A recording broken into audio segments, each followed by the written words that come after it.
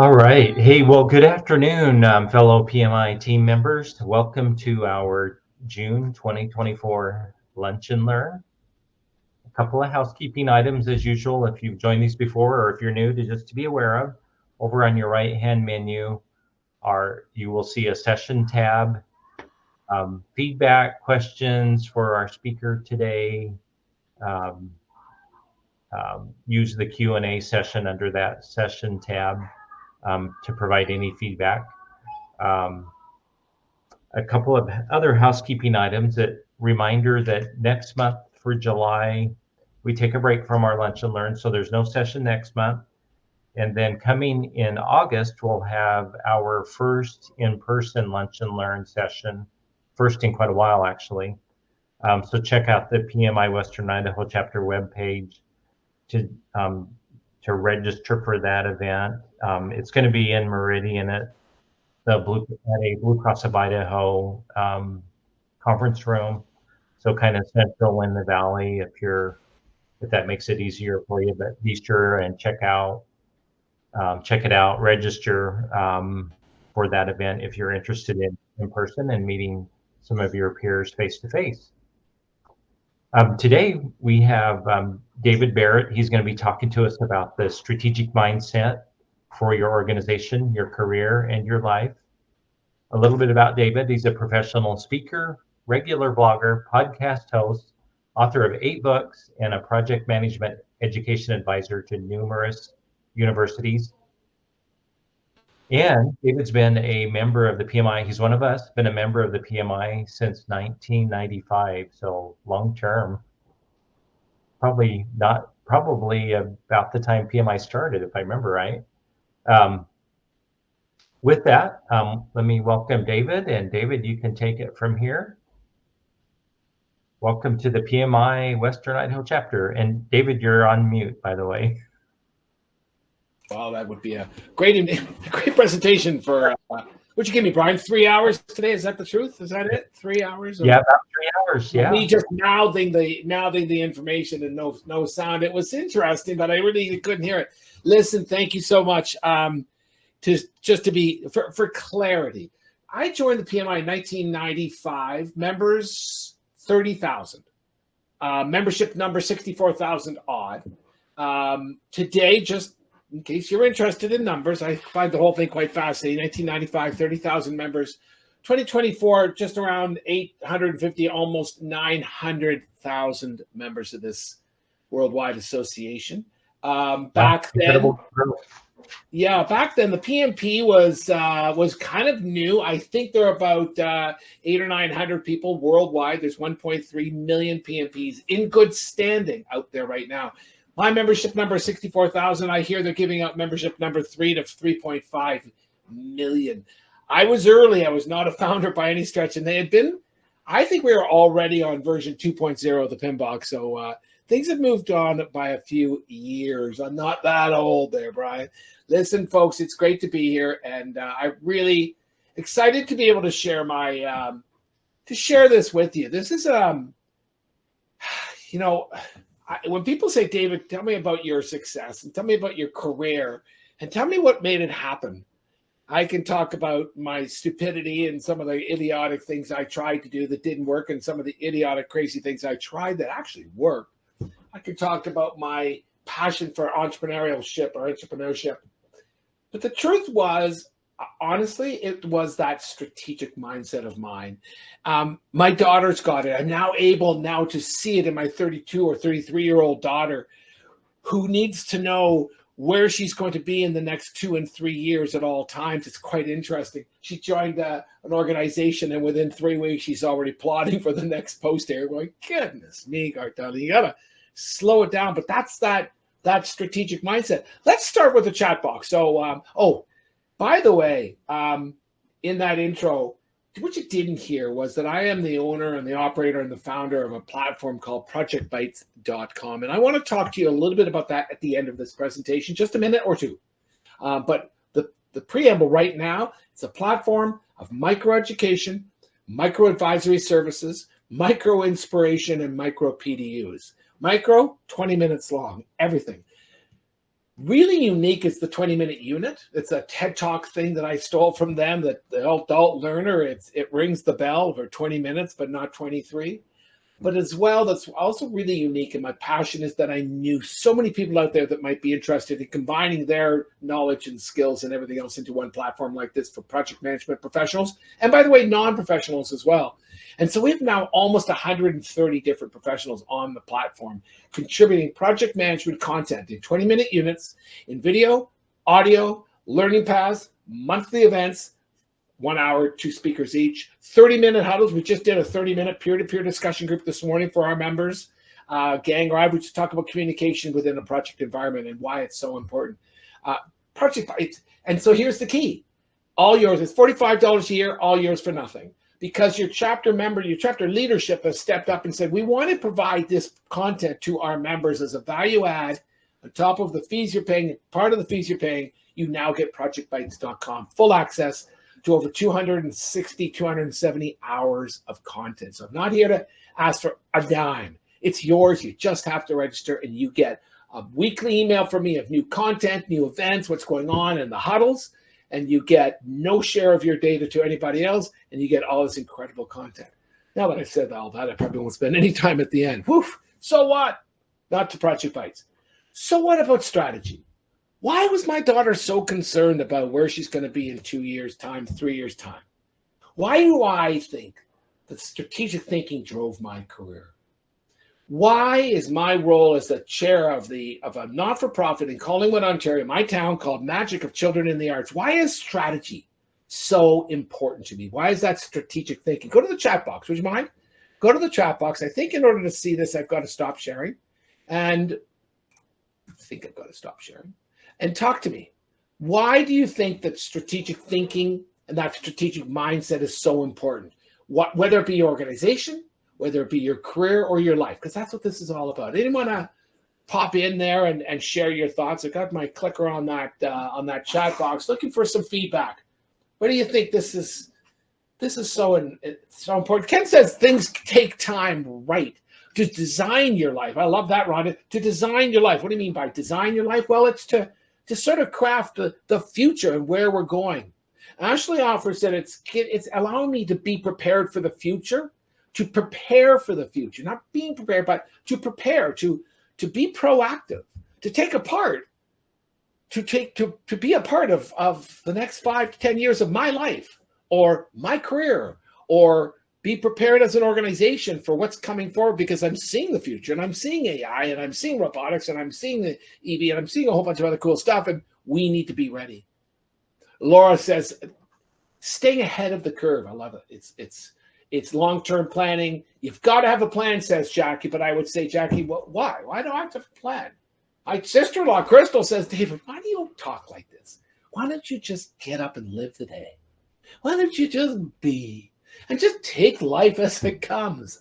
Why do I need a plan, future planning, rather than only letting the future happen? I love it, Brian Russell. Thank you. Future planning rather than let the plan take control of you. It means when you enter that phone and they say, we got a new position in Denver, Colorado, you can say, not so sure. Let me put it to the plan. Well, what plan? Well, my life plan, my career plan. Emily looking for things as a whole and what impacts the future, to be prepared for multiple outcomes. And Lauren says, hi, David. Hi, Lauren. So lots of reasons why. And in a little, let me find my share screen again. This would allow me to share screen and see the. So what? You know what? There's a whole bunch of things. Here's a thought. That strategic mindset. It's like stepping out of the everyday details. You can still see me, but you know what? There's today's to-do list. I'm not going to get to 3/4 of it, but I've highlighted the important stuff. And this is not strategy. This is what I've got to get done today. And it's got stuff to do with everything in my life, including my golf game this afternoon, because it's struggling. Getting out of everyday details and doing. And looking at the situation, stepping out of everyday details and the doing stuff, and looking at the situation from above, giving an objective perspective, or getting an objective perspective through a bird's eye view. This is that mindset. It is getting out of the weeds and it's looking forward, looking sideways, not looking backwards, unless that's part of the thinking process. We can look backwards and say, that's where I've been and where do I want to go?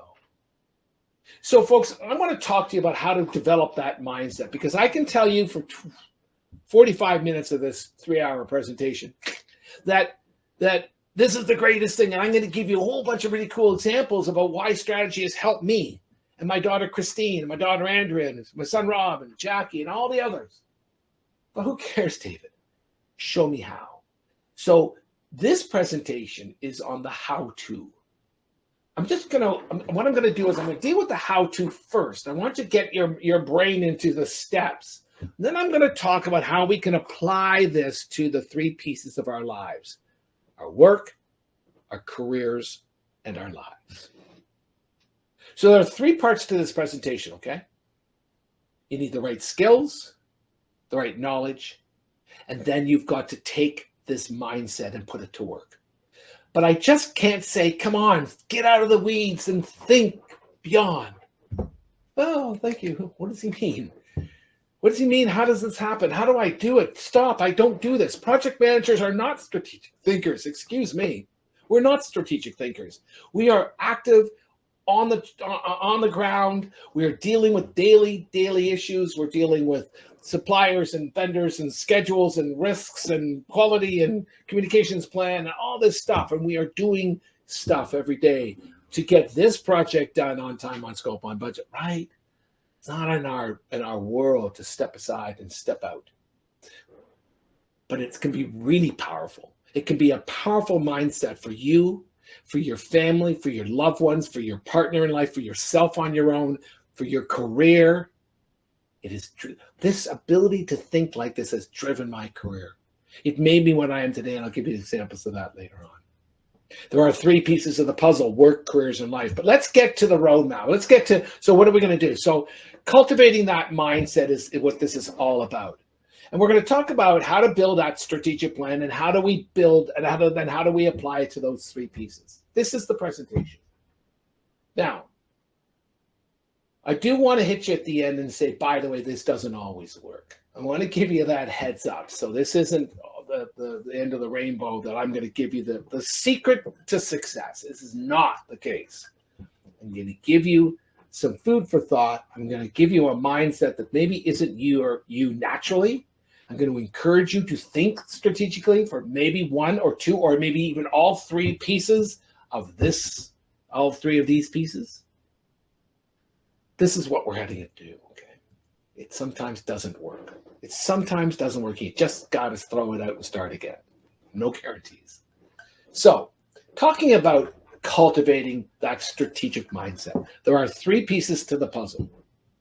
As I've said, we're going to develop the required skills, obtain the required knowledge, and then we're going to go to that implementation. I'm going to give you tips on all 3, okay? This presentation, if you wish, can be made available through your chapter. You can take photos. You can email me at the end. I'll give you my email address.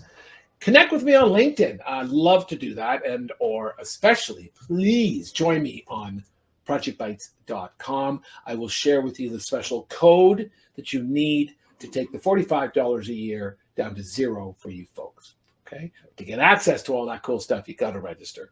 I don't get your database. It's not allowed. I don't know who you are, and I'm not allowed to know who you are until you shake hands with me. Let's start with the skill set, okay? Number 1, in order to be able to think strategically, the number 1 skill, one of the important skills you need is to be able to be creative. That creative side in you has got to kick in. Because you see, when we want to think strategically, it isn't a book, it isn't how to, it isn't this is it. It's kind of, well, we're not so sure. And so we are going to sculpt out the potential in you or in your organization, your department, your division, your life, your relationships, your fun stuff, your sports, your activities. Any of these things we can think strategically about. But in order to do so, we have to take the blinders off. We have to be creative. We have to think outside the box. Hate that, but I do see. I hate that phrase, but I do use it. We have to find the gaps in our lives or in our work, find the white space, they call it, where there's nothing written on the board, and say, well, if there's nothing there, is there something we can do? This was me in Project Bites. This was me in COVID. And many people in COVID said, okay, now what? And I actually did my little SWOT analysis around me and said, David, lots of content providers. You're pretty technical, so you could actually build the site yourself, which I didn't in the end, but I'm able to manage it myself, which really takes the burden away from you hiring people to manage your site. People, you're pretty technical, and project management content pretty well. I ran conferences for years. I know the content that sells. So I found, there's nothing in the market in 20-minute units. So I want to stop the traveling as a professional speaker, which I did for 4, 5, 6 years before COVID. And so maybe I should just build a site where I can sit right here in Collingwood, Ontario, 2 hours north of Toronto.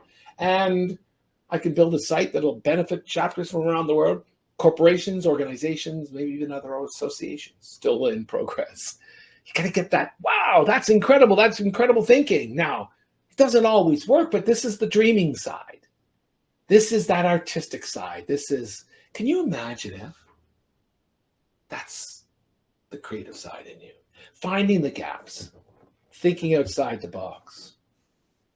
I'm sure some of you, not all of us have the benefit of doing this, but once in a while you join an organization. It could be a PMI chapter as a volunteer, it gets you on the board. It could be a local not-for-profit charitable organization. I'm the chair of an organization called Magic of Children in the Arts. We provide art workshops to kids all around our region through the elementary schools, fully paid for by fundraising, and we send professional artists in. It's an amazing organization that I did not create and start. But when we think strategically in that organization, we have a session and we kind of, okay, folks, what's possible?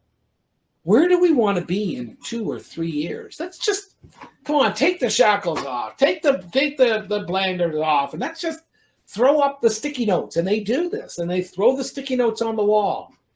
And I've been in an environment where there were like 30 or 40 of us, and we all threw sticky notes on the wall. And the moderator, the facilitator, was really good. As she said, okay, that's a random mess. In fact, what she did was she said, pick a color before you put the sticky note on. And this is financially oriented, and this is product oriented, and this is market oriented, and this is I don't know what oriented. And she kind of already sectored out by colors, and she'd look at this maze of different colors, and then she quickly start putting the blues into one area, and the greens and the yellows and the whites in the other areas. And now we've got all of our dreams and our ideas. No worry about whether it's right or wrong or it's a good idea, but we've got our on the board, and this is the creative side. And then she sat there and said, okay, let's take one area at a time, and we'll just look, and we'll take out some of all the duplicates and the stupid, crazy, no, we can't do it. She was pretty, didn't eliminate everything. And then she said, which was really critical, okay, what's the most important? If we look 2 to 3 years, what sector of this is the one that we really want to pay attention to right up front? And that's where we'll start. We're not going to ignore the others. And I can go on and on with this conversation, but you can hear this really creative process as we group think the importance and the severity and then we take this and we're going to start to narrow it. It was really cool. If you ever have a chance, I promise you, it is unbelievable. Number 2 on the skill side, you need to be analytical as well. This goes against the creativity side. It's a different side of the brain. But to be able to have that strategic mindset, ideally, you've got both. Now, if you only got one, it's probably the creative side. And I have seen this, where that creative side has hired the analytical side, brought them in as a partner, brought them in as a hired gun, and said, listen, I've got this incredible idea for our market. This is the entrepreneur talking. I don't know how to take it to market. But what would you think about a product that did this one, that, and then you collect that, and then it provides that outputs to this? Whoa, dude, that's incredible. Well, it's my idea. I don't know how to make it happen. Can you do the analytical piece? A really good example of this is my father-in-law. Right behind me is a golf course. And he thought of and dreamt up that golf course 10 years before the golf course, before anyone turned a piece of a shovel and turned the earth.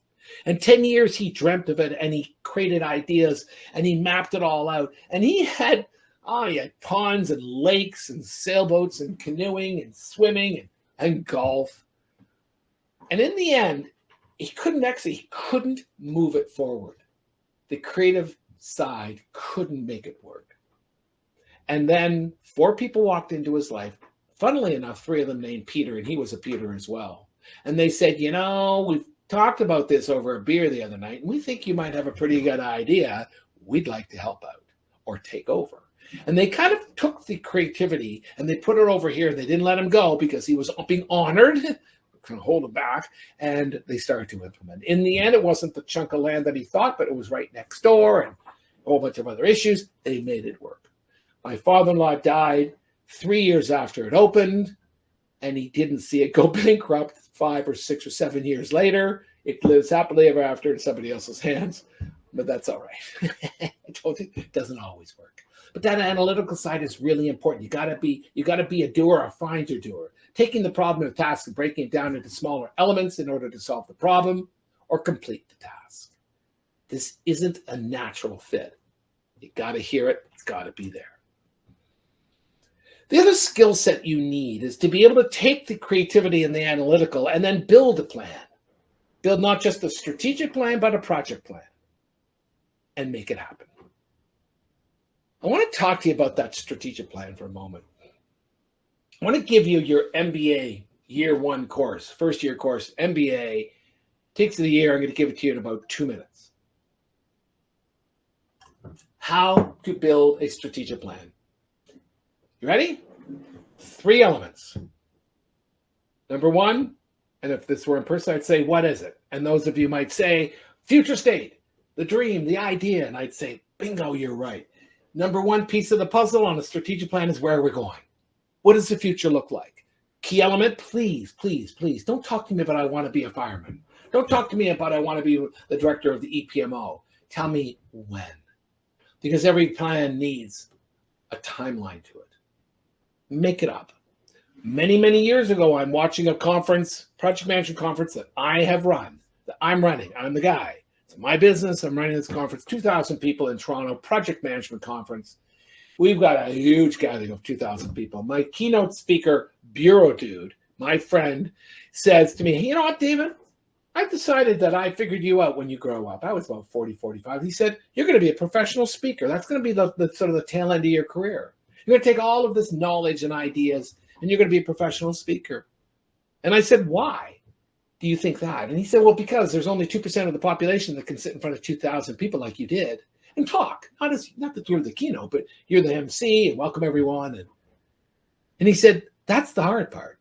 I said, what am I going to talk about? He said, that's the easy part. You'll figure that out. 15 years. I woke up about 2 months later and said, I love the idea. When I turn 60, I'm going to be a professional speaker. That was the sentence. And then it became the plan. 15 years. You got to have a pin in the map, and it doesn't have to be tomorrow. It doesn't have to be 2 years from now. It can be 15 years from now. It's good to have that plan. The future state. By the way, the future state often isn't very clear. I could see myself on stage. I didn't have a clue what I was talking about, what I would be using for support material, what I was charging, nor who the clients were. Although it's probably project management related. And he said, no, actually, it's the entrepreneur in you, which in the end really didn't happen. So future state number 1. Number 2, current state. Who are you? What are you as an organization? Where are your skills? Who do you know? What are your major assets? Talk to me about the resources. In a corporate world, talk to me about your competition, your placement in the marketplace. It's all about today. It's not about tomorrow. It's not I would like to. It's we are. I am statements. It includes what you all know as the SWOT analysis. Strengths and weaknesses, opportunities and threats. David, I'm going to be honest with you, says one of you, and you should. I don't get that opportunities and threats business. How do you figure that out? And that's a really good question, and I didn't get it either until it finally dawned on me. You take all your strengths and you write them all down, and beside each one, you list the opportunities because of the strength. Because you are a strong, fearless public speaker, You could be opportunities. Trainer, public speaker, professional speaker. There are opportunities because of this one skill set, knowledge set, whatever it is. Next, and these are all the opportunities. Nothing to do with what you want to be or what you think you want to be. It's just because of that, this. AI. Hey, ChatGPT or whatever you're using. I'm a really good professional. I'm a really good public speaker. What kind of opportunities are out there? Actually, I should stop right now. We should do that. Because when I started doing this presentation a few years ago, that wasn't available. Good idea. So every strategic plan needs, number 2, the current state. You've got to do this well. And I can tell you, folks, when strategies fail, corporate, organizational, especially Forbes.com a few years ago said 60% of projects fail. 60% of strategies fail, I'm sorry. Why? Because strategic plans fail. Why? Because very often they didn't do the current state analysis properly. They didn't give it enough time. They didn't give it enough attention. They were so anxious to go and buy their competitor or recreate something in the future or expand to another country or add 5 products to the product line. They didn't realize, if they'd done it properly, that they didn't have the resources to do it, that they didn't have the bandwidth to do it, that there was something coming down the market line and down the line there that was going to kill the opportunity. They didn't do it properly. Current state. And then the third piece, well then great, how am I going to get there? If this is this and this is that, then what are the gaps? How can I get from here to there? Well, in my case, as a professional, I need to go to the following conferences. I need to read the following books. I need to do this, that. These are the people I need to meet. In an organization, we need to reduce the debt, up the assets on our balance sheet, maybe do some more research, maybe bring a couple of more creative people into the fold. The strategic plan is the third piece you need to be able to pull off. Current state, future state, roadmap, how to get there. Whew. Number 4, you need to take all of that and you need to be able to create it, communicate it. You need to be able to take your vision and tell the audience all about it and inspire them, get them listening, get them on track, on side, deal with the roadblocks, deal with the objections. You need to be a good communicator, but you need to take that passion. And ideally, the creative person is the one that does this well. That's my father-in-law, who could stand in front of a crowd and said, we are going to build a golf course. And in fact, it's going to be a partnership with the ski club that I'm right at the bottom of. And we're going to be skiing and golfing all year round, and we're going to double the size of the membership, and we're going to all live happily ever after, and our kids are going to be sailing. I mean, oh, wow, this is incredible. He was the creative. He was the presenter. He was the communicator. He was the visionary. And his pictures on the wall of the golf course that said, our visionary. Of course, the vision he had in mind was not quite what came out of it, but he was the visionary. He had the idea. And that's where the communication piece is important. The analytical, that strategic planner, probably not, but their input and all of this is so important to be able to communicate it well. So when I look at that strategic mindset, you are a really good strategic thinker. I would say you're creative, you're analytical, or you have an analytical partner, or someone in your life that you call on. You are very strategic in the planning process, and you know how to build a professional, well-oiled strategic plan with a current state analysis that is deep and solid. God, I can't tell you how important that is. And then you're really good at standing in front of the crowd and getting us on side and inspiring us to this vision of yours. 4 skills: creativity, analytical, create a strategic plan, and know how to communicate well. That's part 1, skills. Knowledge. What do you need to know?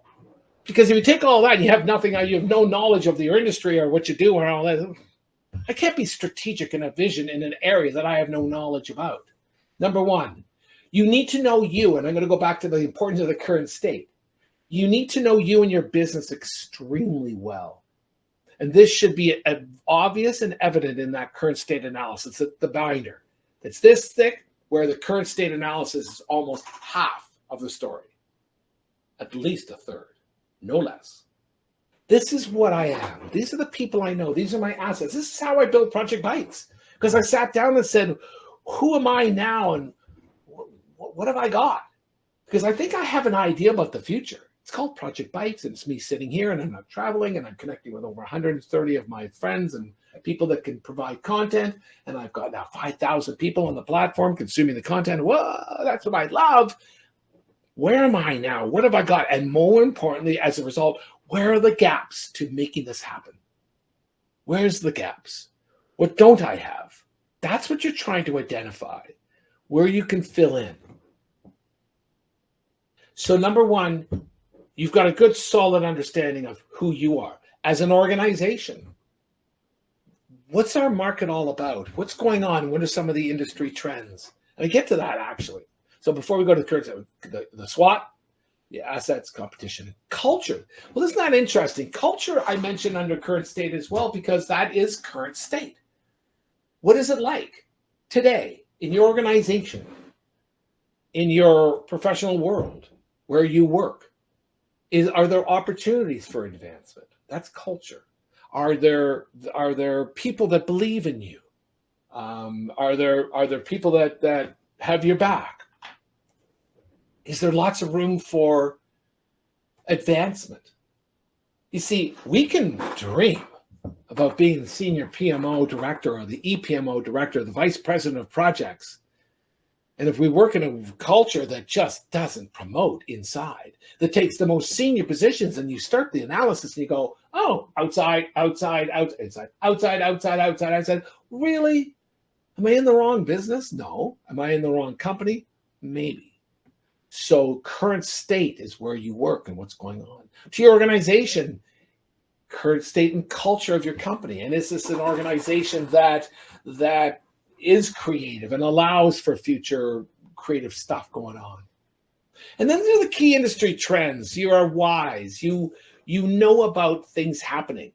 You read a lot. You follow people a lot. You're well-versed in the trends, especially on AI. Very impressed. You are living in, I did this presentation last week in Detroit, so virtually, of course, but you get the automobile industry, born and raised. You really know the trends, the EV, the hybrid. It's a real debate now, and you're really following this. You see, we can't be that strategic unless we really know this stuff, and we can see stuff coming down the line, and we see the trends, because we don't want to build stuff that's not going to fit into the future. And the more we know about what's going on in the business and what's coming down the road, the better off we're all going to be. New technology, new products, key market players, changing environments. Changing environments is huge. We see now that trend towards a much more virtual space, or a much more in-person space, or the hybrid vehicle, or the list goes on and on. I see that, and that's important. Of course, as you build that current state analysis, understanding your own culture. I repeat, understanding your own culture so that you know what can be, what is available, what can happen in the environment that you're living in now. Living it. Let's go to our life plan. Talk a little bit more detail about that in a moment. But when we talk about our life plan, we're not talking about our careers, but we're talking about just the way we live and who we know and what we do for fun, and our travel and our entertainment and our friends and our relationships. And, you could be in an environment where this sort of thing doesn't really, some of the stuff that you want to do just doesn't fit. Maybe it's a partner, maybe it's your family, maybe it's where you live physically, and it's just not going to work. So this piece, your own culture, it could be the family that you have, and therefore the support you're going to get, the positive or negative, the organization you work in, and how they will react to different things you might want to do.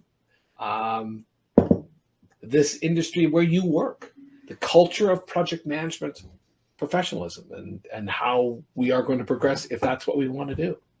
Understanding where you are, not just who you are or what you are, that's current state, but where you are.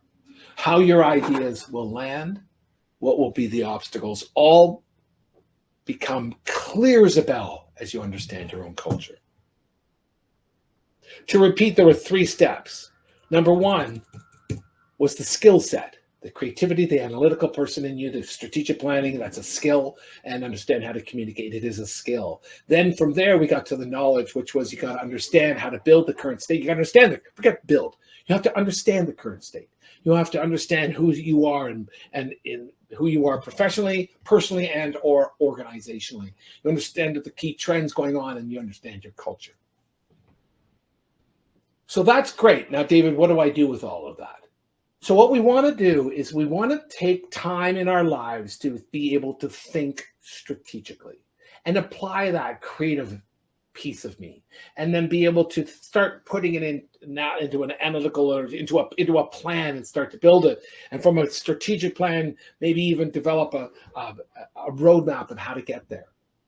In order to do all of that and use those skills and knowledge I talk about, you need to be able to set time aside, number one. Because you and I are identical. We are buried with our to-do lists, and we are always reacting to the day of events and what's got to be done today and or by the end of the week. In order to make all this work, we have to set a time aside. My time aside, I've realized now I don't travel to Toronto that often anymore, about 2 hours. When I do, once or twice a month, on my own, for a day down to one of the universities I work with, and I just sit there and work all day. I get my work done, so it doesn't put me in a panic mode. But guess what? 4 hours that day. And yeah, I listen to the radio a bit, the news. And yeah, I put on my audiobook for a while, but I say, stop, it's time. I shut it all down. I have a pad of paper to my right, don't tell the police that, with a little pen, and I start thinking. And I start thinking about where I want to be. And mostly it's my business, and it's that strategic mindset around Project Bites. And my age, because I'm almost 70, I'm an old man. And how long can I keep this up? It's a bit of a grind sometimes. I love this. I could do this. I could do this twice a day and play golf and be with my family and my grandchildren and friends. But, we have to craft out our life where it fits. And so I sit and think about all of that. And that's the time I set aside to be creative, to think seriously about my career, to think seriously about my life, and our health. So I have, I don't know why I tell you this, but I have a lady that worked for me for 28 years, and she's going to pull the plug on her daughter today, and it's just the saddest thing in the world. But we're not going to live forever, and things happen. And this has been going on for 5 or 8 years, and she was such a trooper. And then I spoke to Jill, and Jill earlier today is now second stage cancer, and she's a professional in Project Bites, and she's on the platform, and oh my God. And, today was full of bad news, but it really makes you think. It's time to be strategic about your life. You've got to put time aside to do it. Oh, I got way too much information there. Document the ideas. Don't let it just, that was a good idea. Write it down. The older you are, the faster you've got to write it down because you'll lose it. So my friend Peter said, David, Project Bites plans 3 years. And he said, great, show me the plan. Show me the action items. How are we going to get there? And he keeps pushing me. I'm too busy. I'll get there. I got to play golf with him for the next 2 days in a big tournament. And he's going to ask me all about my plan, and I'm behind. But you got to do it. You've got to map it out, or it's not going to happen. Even if it's just the early stages of a really cool plan.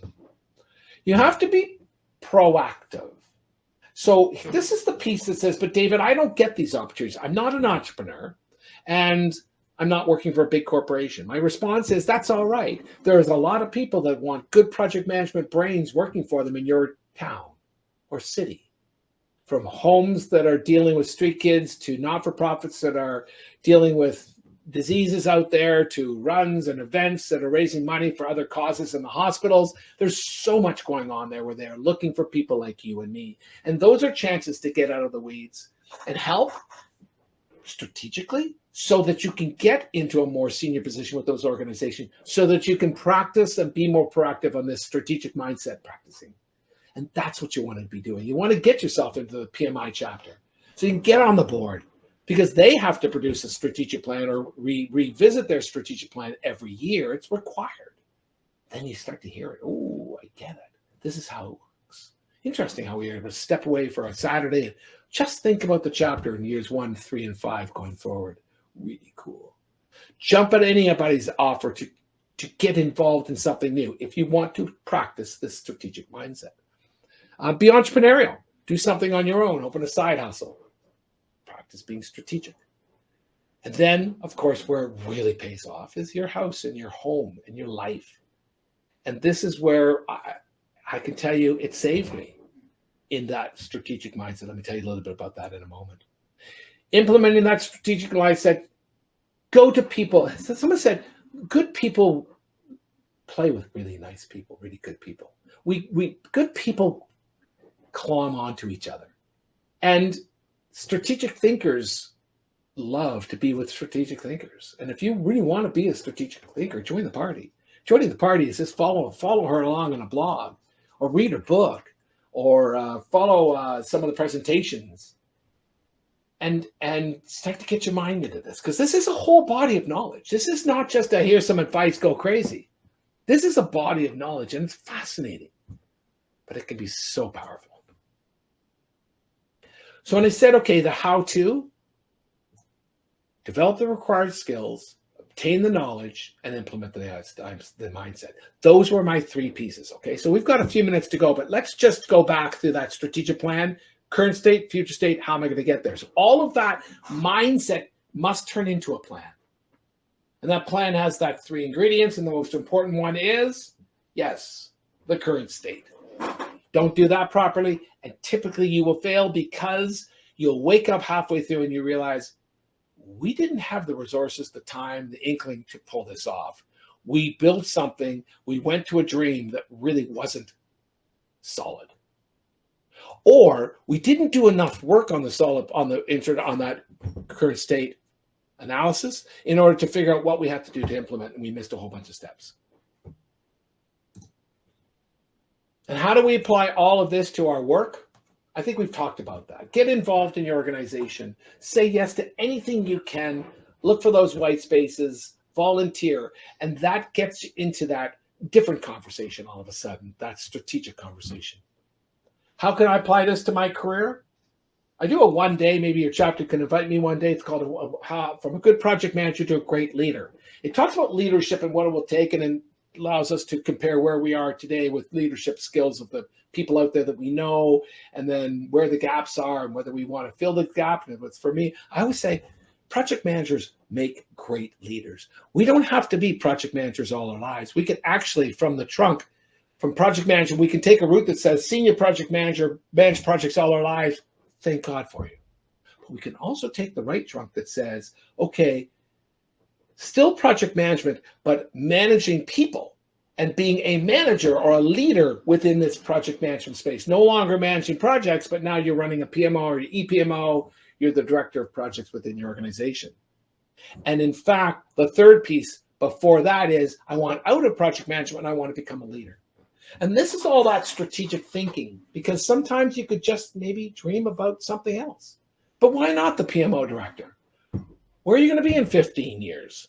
Maybe it's time. Maybe you should be setting yourself up for that. And to get there in 15 years, here are the 5 positions you need to hold down in your organization today.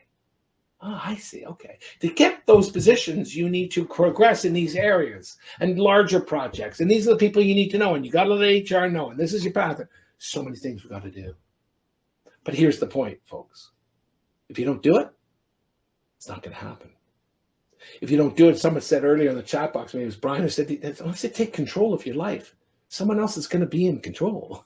HR is going to pick up the books or the phone and say, like the old days, when I was with a big bank, hi, David, we're transferring you to, in your case, Denver, Colorado.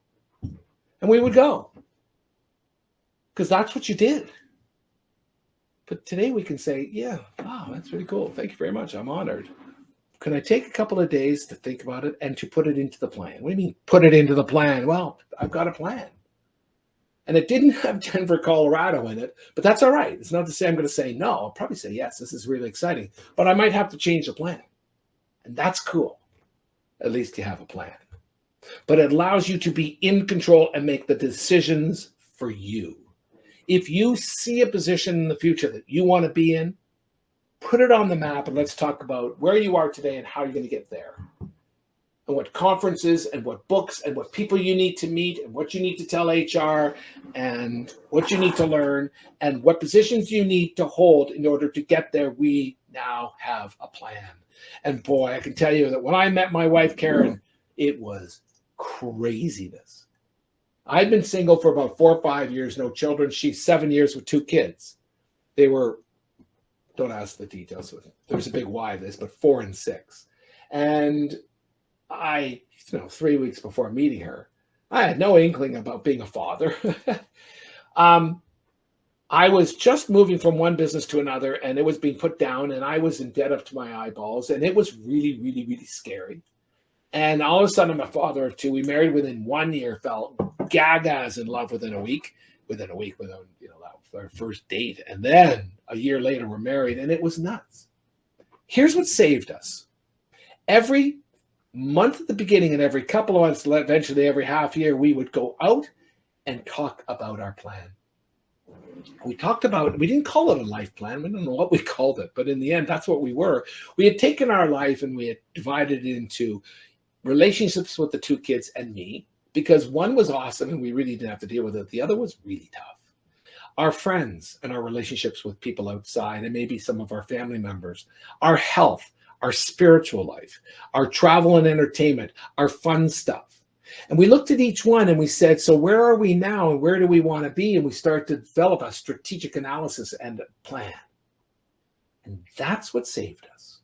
Because even though we were broke and starving and the creditors were on us, we knew we had a plan to get ourselves out of that position. And in order to get out of that, we saw the milestones. You know what that is. And we saw the future and we saw the hope because we had a plan. And it really did save my relationships with my son, Rob, who at now 40 years of age, he and I are great buds. Boy, it was tough. But we started to put pieces in place to say, okay, the future is you and Rob get along.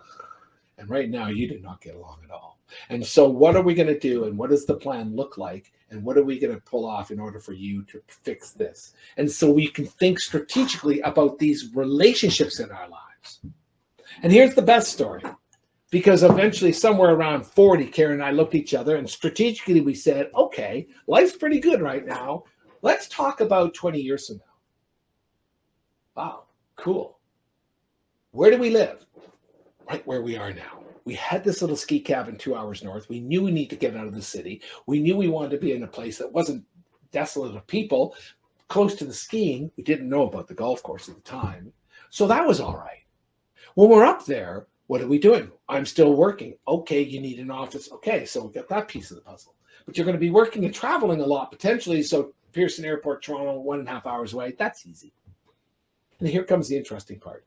What are we going to do about our spiritual life? Was easy. We could move churches, but what are we going to do about our activities? And we decided there were 3 things we needed to do to retire well. Number 1, we needed to learn how to play bridge. Scared the bejeebies out of me, but our friends were talking about it. We also saw our parents, who all pass now, but they all play bridge to keep their brains going. And we saw our parents and now our parents of our friends in those homes, and they're 85 years old, and they are vicious bridge players. And it is a game that if you're not playing now, you really should, because there's bridge players out there. You will meet so many really interesting people, and you can be competitive. You can just play kitchen bridge. Okay, we'll play bridge. We will learn how to golf. Why? Because it just seems like a sport that'll take up 2 hours or 4 or 5 hours of time. When you're retired and doing nothing else, it seems really logical. Okay, we'll do that. Neither of us play golf. And then we thought about something else in the exercise and the heart, and we took up road biking.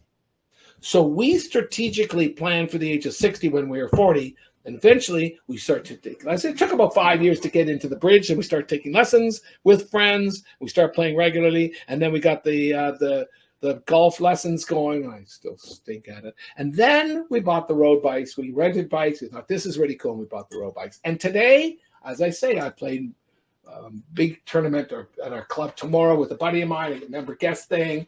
Play all the time. Karen played 95 rounds last year. We go every month to Hilton Head for a month, and I work. Then we play golf. Bridge every week. And we sold the road bikes 4 or 5 years ago. Yeah, we hated it. And that gets me to, you know what? Sometimes you just have to bail. You just have to call it and say, this isn't working. I know this was the plan, but I'm not thrilled. Sometimes you just have to get out of there. So strategic thinking and planning, and wow, we've got a plan, and here it is, corporately, professionally, or your life. Sometimes you just have to have the nerve to say, I wouldn't say that was a mistake, but something's changed. The phone rang, we're going to Denver. And it's not going to take us where we want, but it's going to take us someplace else. Let's rethink this. And okay, done. We're in. Just have to be a little bit more agile. Ladies and gentlemen, my name is David Barrett. I hope you enjoyed this. Connect with me on LinkedIn. Let me tell you very quickly about Project Bites I already have. 20-minute units, microeducation, inspiration, PDUs. We're not an ATP, but all of our content is self-reporting. And in fact, the platform, when you are registered, will give you anytime you want, one click, a report of everything you've watched, how many minutes, and what date you watched it. And you can then classify that as to the 3 triangles, the PMI triangles, a talent triangle, and then apply your PDUs if you wish. 130 professionals, short micro advisory services. If you're in trouble and you need some help, any of our people are available for consultation through our advisory services. And the list goes on. Monthly events. Join us. Project Bites live every month. Last month, May 28th, we did a panel discussion on AI tools for project managers. So your chapter, I know you guys are listening, gals and guys, listen, look at what we're doing and advertise it to your chapter. Let them all know, because they're all members. They can all get in free anyway. It doesn't matter. And boy, you can learn. We had 550 people registered for that event. It was so interesting. We had a panel of 4 people. I said, come in with 2 tools you use other than ChatGPT. It was really cool. And that's Project Bites Live. And then we now do these 30-minute huddles, 30 minutes, just peer-to-peer discussion like we did this morning. So much going on in this platform. Love to have you there. But you've got to opt in. In order to get there, you got to go to either projectbites.com or, why that hyperlink's there, projectbites.com/PMI-chapter. Take a picture of this. And I should have the QR code, or /Western-Idaho. Your code, in order to go from $45 a year to 0, is PMI Western Idaho. Okay. I promise you, I'm keeping it up to date weekly. We're never selling or giving your data to anybody else but myself, Project Bites. I'm communicating almost weekly about all the cool events going on, the new content, just to inspire you to keep connecting with us. And we are growing weekly. Hope you enjoyed this. Welcome to Project Bites. Thank you to your chapter leadership for everything you do for me and for us. This was a pleasure. I got stuff on Amazon as well. Okay. Hey, good afternoon, Aaron. Thank you, David. Awesome. And I see Lauren commented that the Project Bites is a great resource. The huddles are great too. I've not personally tried the huddles. I've used the Project Bites, and for our PMI team members, this presentation will be emailed out to you. So watch your email from the PMI for that. As well, the Project Bites, to access it, if you're at the PMI Western Idaho chapter website, there's a member benefits page. So you'll find a handy link there as well to access Project Bites. Do take advantage of it. It's part of the perks of being a member of the PMI. David, again, thank you. All the best in the. Well, wait, don't I have 2 more hours? Well, that was just the first section. Don't I get to keep talking for 2 hours, Brian? Hey, we'll bring you back. How about another lunch and learn in the future? That's better. That's all part of the deal. Loving that. Really. What are the huddles? Can I answer Jennifer's question about the huddles? Yes, please do. Jennifer, it's an experiment. I've only done 4 or 5, 6 of them. Lauren's been in a few times. These are 30-minute discussion groups with other members of Project Bites. That's it. And I declare the topic today was on communications within a project environment. And they're just me moderating, not facilitating, but trying to keep the conversation going and people sharing their thoughts just for 30 minutes. It's half a PDU. And it's just peer-to-peer discussion groups. Really fun. Really fun. Awesome. Hey, David, you talked as you went through the skills, knowledge, and implementation. Do you have a for lack of a better word, I'll call it a template. Do you have a template or anything like that folks can use to help kind of walk through the steps that you described? I love the idea. I honestly, Brian, I don't. In my younger years, I would say, yes, of course, and I would do it tonight. But Okay. My wife says, "Don't, stay cool." No, I don't. It's a great idea, but my apologies, I don't. Okay. Yeah, no worries. No worries.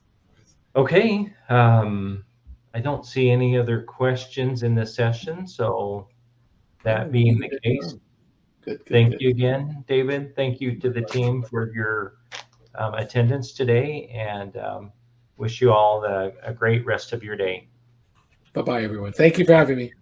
See you, Brian, George.